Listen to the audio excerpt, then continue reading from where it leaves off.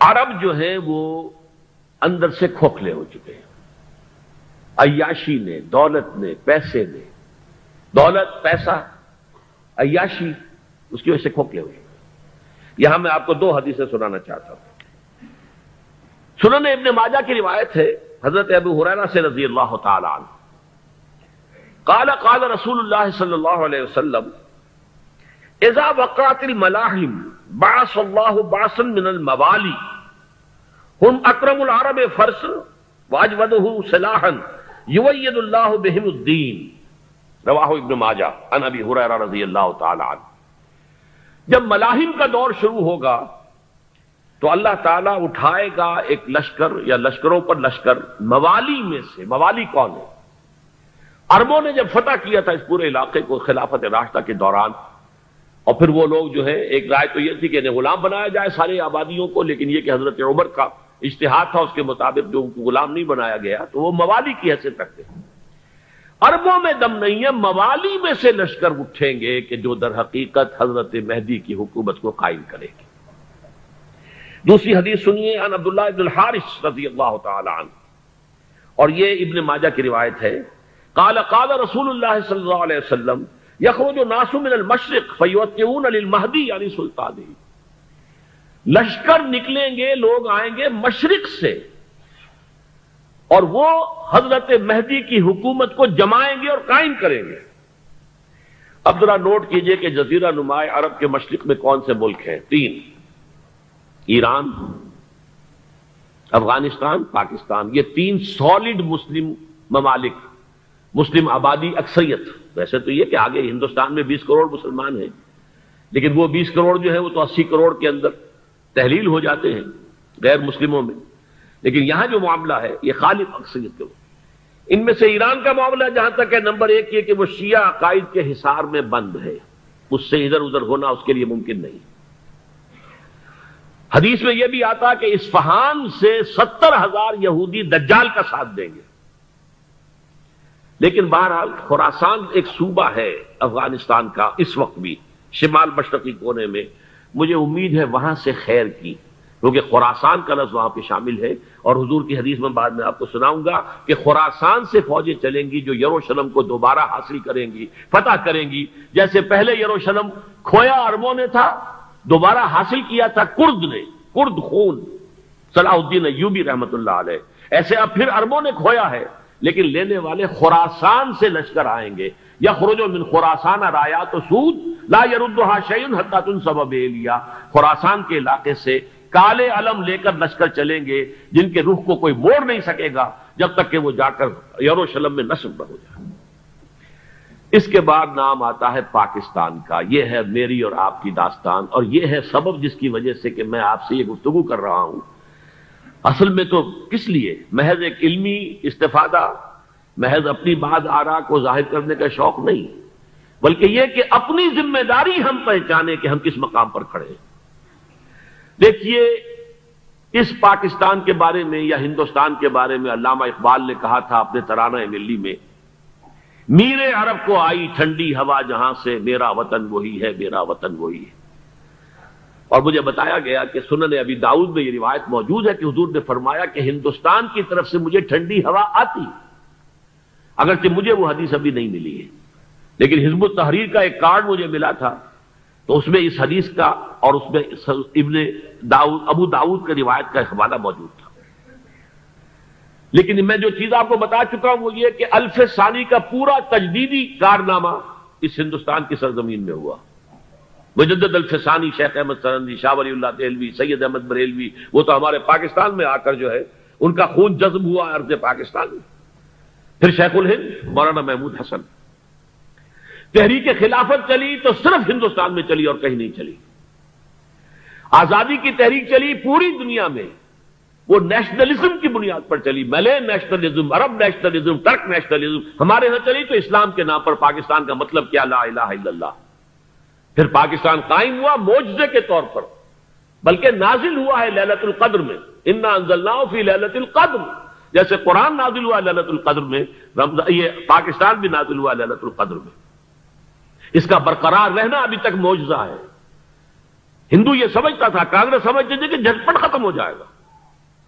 پھر یہ کہ اس کا قرارداد مقاصد کا پاس ہو جانا، مزید بھی اور اضافی دفعات دستور میں آ جانا، اب کمرشل انٹرسٹ کو ربا قرار دے کر حرام قرار دینا، یہ سارے لینڈ مارکس ہیں کہ جو اشارہ کر رہے ہیں کسی چیز کی طرف، معاملہ کدھر جا رہا ہے.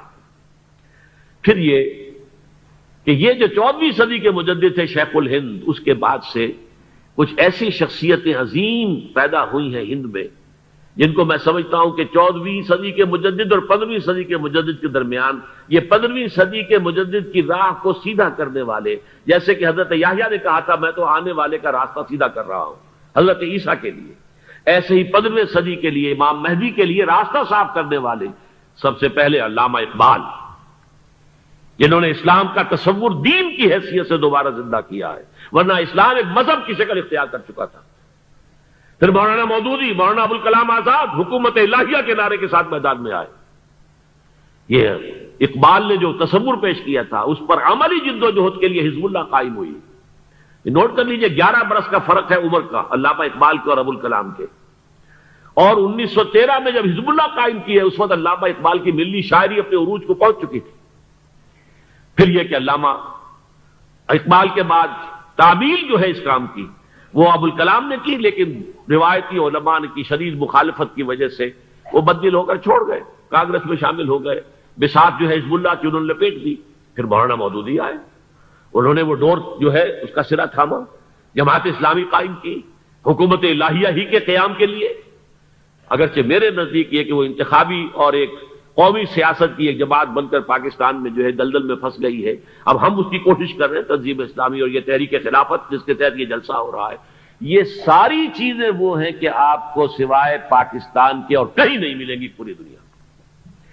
معلوم ہوتا ہے کہ پاکستان کو بہت بڑا رول پلے کرنا ہے اس میں، اور اس کے ساتھ اب جمع کر لیجئے افغانستان کی عمارت افغانستان، اسلامی عمارت افغانستان قائم ہو چکی ہے. یہ پچھلے 20 سالوں میں جو کچھ وہاں ہوتا رہا ہے اس سے پہلے تصور نہیں ہو سکتا تھا. کابل جو ہے وہ تو جیسے پیرس کا تمدن تھا ویسے کابل کا تھا، وہی لباس، وہی سکرٹس. یہاں جب آئے تھے شاہ ظاہر شاہ سرکاری دورے پر تو ان کی جو ملکہ صاحبہ تھی ان کے ساتھ وہ سکرٹ میں ملبوس تھی.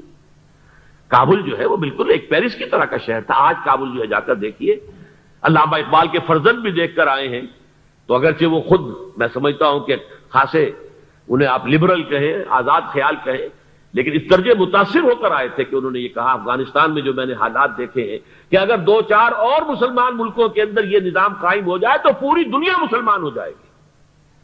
یہ سب کچھ کیسے ہو رہا ہے؟ یہ آنے والے دور کی جھلکیاں ہیں. Coming events are casting their shadows before. یہ سب بتا رہے ہیں کہ پاکستان افغانستان کو مل کر اس میں کوئی عظیم رول پلے کرنا ہے. اور اس کے ضمن میں اب میں علامہ اقبال کے بارے میں آخری بات کہہ رہا ہوں.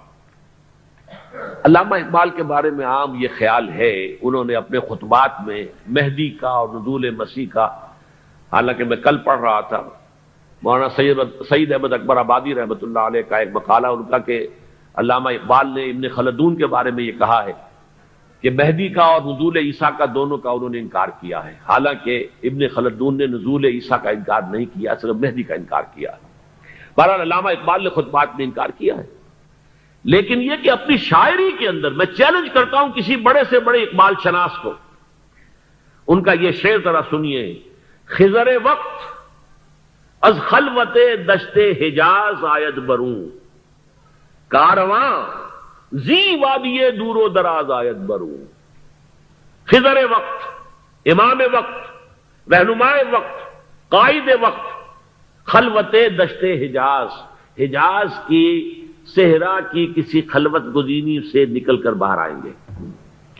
میں حیران ہوتا ہوں علامہ کے اس فکر پر اور اس مصرے پر.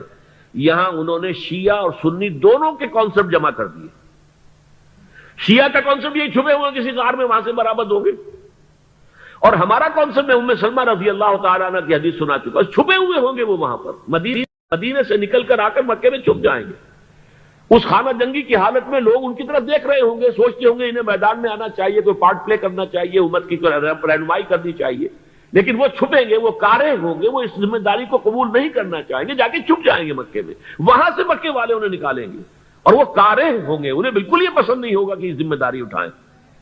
تو خضر وقت از خلوت دشت حجاز آیت بروں، کارواں زی وادی دور و دراز آیت بروں. کارواں جو چلے گا ان کی مدد کے لیے اس وادی دور و دراز، اس زی عظیم وادی دور و دراز، یہ وادی سندھ ہے. وادی سندھ جو ہے ہم سمجھتے ہیں کہ صرف یہ پاکستان اور پنجاب جو ہے یہ اس میں شامل ہے.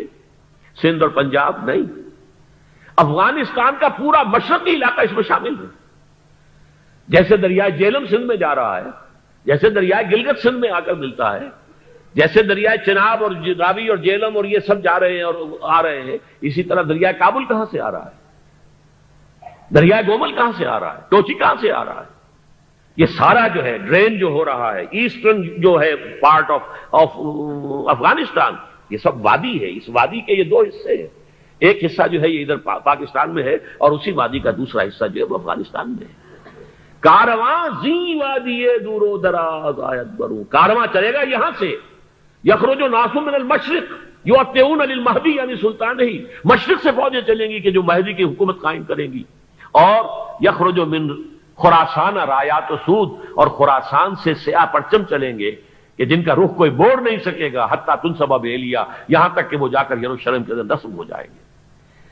حضرات، میں ایک میری گفتگو کا حصہ باقی تھا لیکن میں اسے چھوڑ رہا ہوں، اس لیے کہ گلوبلائزیشن جو اس کی ہوگی، جو خلافت علی منہاج النبوہ کی تجرید کامل حضرت مہدی کے ہاتھوں عرب میں ہوگی، اس سے پہلے اس کے لیے محنت، کوشش، جد و جہد پاکستان اور افغانستان میں ہو چکی ہوگی جو اسے سپورٹ کرے گی اور وہاں جا کر حکومت قائم کرے گی. اس کے بعد گلوبلائزیشن کا جو مرحلہ اس کا ہے وہ حضرت مہدی کے ہاتھوں نہیں ہے، وہ حضرت عیسیٰ ابن مریم ان کے نزول کے بعد ہے، جن کے نزول کے بعد دجال کا خاتمہ ہوگا اور یہودیوں کا استحصال ہوگا. مسلمانوں پر بھی بڑی تکالیف عربوں پر آئیں گی، شدائد آئیں گے. لیکن یہ وہ میں حصہ جو اپنی گفتگو کا آج چھوڑ رہا ہوں اس لیے کہ میں دیکھ رہا ہوں کہ بعض حضرات کا صبر کا پیمانہ اب لبریز ہو رہا ہے، تو میں اس حصے کو پھر ملتوی رکھتا ہوں کسی دوسری محفل اور کسی دوسری مجلس اور نشست پر. لیکن یہ کہ امام مہدی کی حکومت قائم کرنے کے لیے کون لوگ آئیں گے،